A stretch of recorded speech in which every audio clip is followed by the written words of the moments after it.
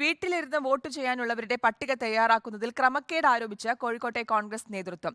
ഭിന്നശേഷി ഇല്ലാത്തവരും 85 വയസ്സിന് താഴെ പ്രായമുള്ളവരും പട്ടികയിൽ ഇടം പിടിക്കുന്നതായാണ് പരാതി.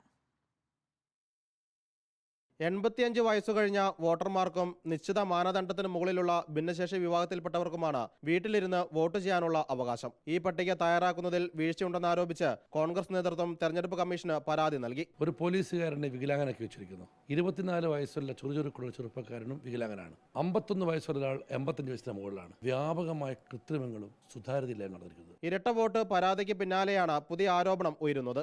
പരാതി പറഞ്ഞിട്ടും കാര്യമില്ലാത്ത അവസ്ഥയാണ്. ഒരു നടപടി ഉണ്ടാവുന്നില്ല.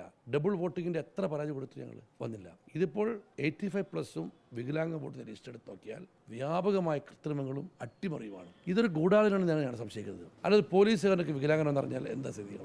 ഈ മാസം 2 വരെയായിരുന്നു വീട്ടിലിരുന്ന് വോട്ട് ചെയ്യാനുള്ള അപേക്ഷ നൽകാനുള്ള അവസരം. റിപ്പോർട്ടർ, കോഴിക്കോട്.